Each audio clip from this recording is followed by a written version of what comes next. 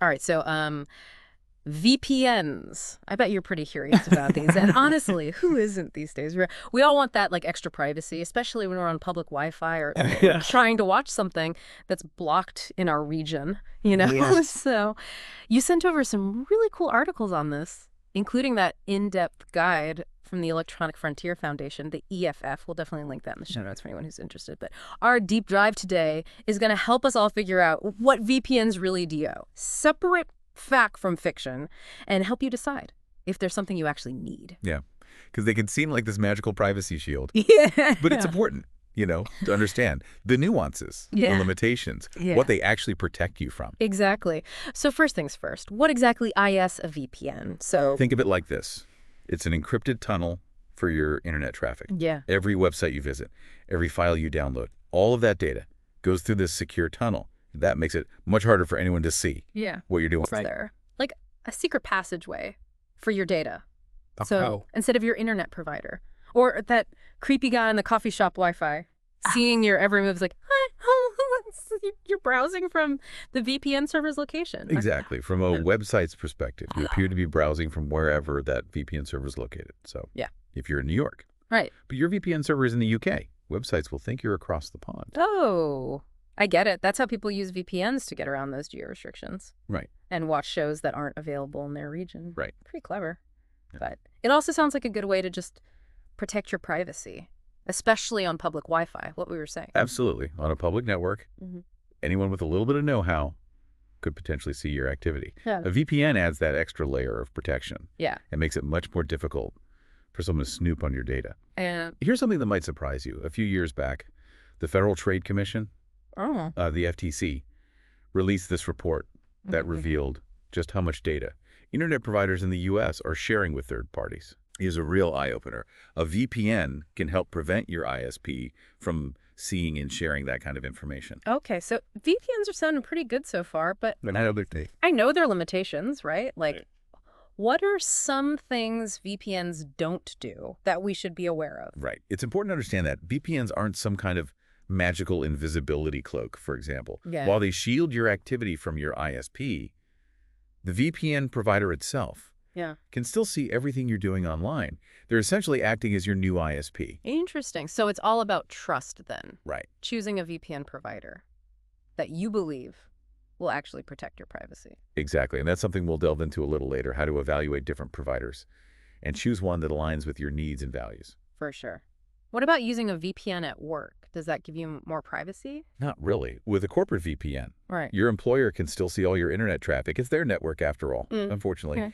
VPNs can't make you completely anonymous online. Cookies, tracking pegs, all those sneaky little things websites use to track you, those still work, even with a VPN. Right. That makes sense. So a VPN adds a layer of privacy, but it's not a guarantee of complete anonymity. Exactly. And there's another vulnerability you should know about, something called tunnel vision, essentially. It allows an attacker on the same network as you, say, that same coffee shop Wi-Fi, to potentially bypass your VPN's protection. Wait, so even with a VPN, someone on the same Wi-Fi could still see what I'm doing? Potentially, yes. It's a reminder that no single security measure is foolproof.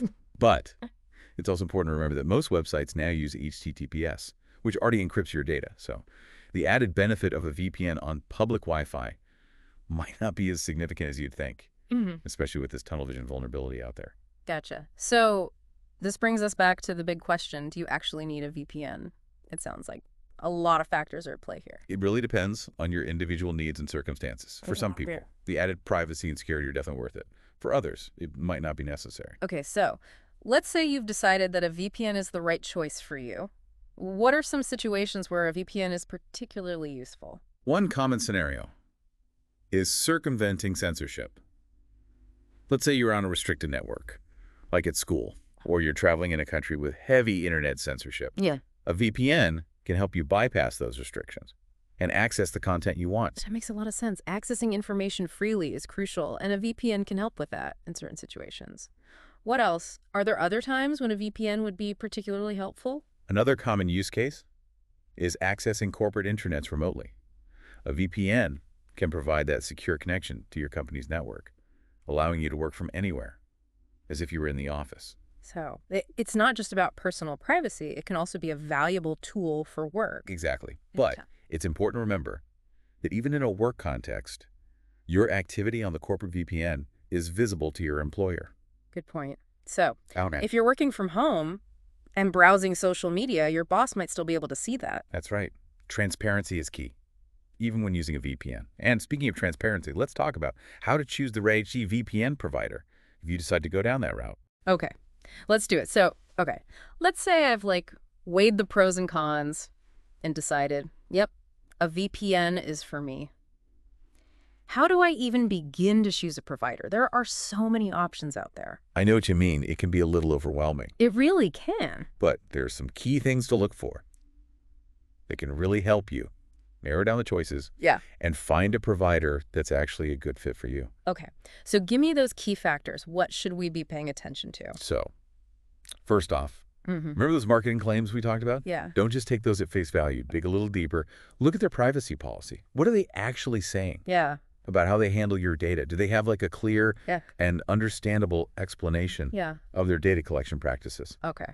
And it's like reading the fine print, but for your online privacy. What else should we be on the lookout for? Transparency is key. You want to look for providers who undergo independent security audits and then actually publish the results. That shows they're really serious about security and are willing to be held accountable. You know, not all VPN providers do this, so it's a pretty good indicator of their commitment to protecting your data. Right.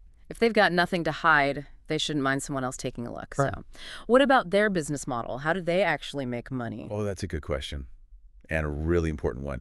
Free VPNs might sound tempting. Yeah, for sure. But often there's a hidden cost. Some of them might even be selling your data to make a profit. Yikes. Yeah. So it's essential to understand how a VPN provider stays in business. Yeah. And whether their practices actually align with your privacy values. Okay. So free isn't always the best deal when it comes to VPNs. Got it. What about reputation? Is that something we should be considering? Absolutely. Do a little research on the VPN provider's background. Who are the people behind it? What's their track record like? Look for endorsements from trusted security experts. If they're being recommended by people who really know their stuff, that's usually a good sign. Okay, so a little bit of online sleuthing can go a long way. Check their reputation. Look for those expert endorsements. Yeah. What about how much data they collect? Oh, yeah. That's a big one. You want a VPN that minimizes data collection. The less data they have, the less there is to be compromised. Look for providers with a no logs policy, meaning they don't keep records of your online activity. That's the gold standard when it comes to VPN privacy. No logs, less risk. I like it. Okay. Last but not least, what about the actual encryption they're using? Yeah. You want to be sure they're using strong, reliable encryption protocols like OpenVPN or WireGuard. Those have kind of become the industry standard for secure VPN connections. Okay, so let's recap really quickly. We've got claims versus reality, so read that. Privacy policy, transparency, their business model, reputation, data collection, no logs is best, and strong encryption. Those are the key things to consider when choosing a VPN. Did I miss anything? I think you got it all. And remember, finding the right VPN, it's a little bit like finding the right pair of shoes. There's no one-size-fits-all solution. It all comes down to your individual needs and priorities. Right. So we've talked a lot about what VPNs are, how they work, and how to choose one. But even with the perfect VPN, it's not like the end-all be-all of online security, right? What other steps can we take to protect our privacy and keep our data safe? Yeah. A VPN is just one piece of the puzzle. Think of it as one layer of protection in your overall security strategy. Okay. Like you had a deadbolt to your front door, but you make sure the windows are locked. Yeah, exactly. Strong passwords. And two-factor authentication. Those are absolutely essential. They're like the foundation of your online security house. Right. And make sure you're enabling HTTPS only mode in your browser, that little lock icon in the address bar. Yeah. That means you're connecting to websites using secure encryption. Always look for that lock. Okay. HTTPS. Got it. So strong password, two-factor authentication, HTTPS, all those basic security hygiene things we hear about all the time. Yeah. But maybe don't always prioritize. Yep. It's easy to get complacent, but those basic practices are so important. Keep your devices encrypted. Always keep your software updated. And consider using a good ad blocker and tracker blocker. Those can really help prevent companies from collecting data about your browsing habits. It's not just about hiding your activity from your ISP. It's about minimizing your digital footprint overall Like Yeah. making it harder for those data-hungry companies to track your every move. Exactly. The less data that's out there about you, the better. And remember, Yeah. technology is constantly evolving. New threats emerge all the time. So staying informed is key. So Okay. it's not a set it and forget it kind of thing. We have to stay vigilant, stay informed, and adapt our security practices as needed. Exactly. Knowledge is power.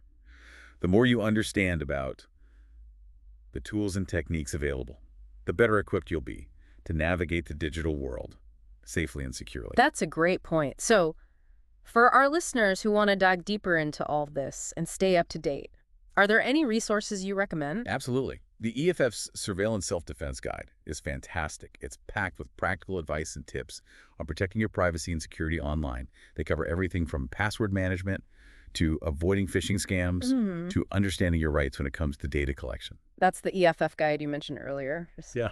We'll definitely include a link to that in the show notes for everyone. Perfect. Remember, knowledge is power. And the more you know about the tools and techniques available to you, the better equipped you'll be to navigate the digital world safely and securely.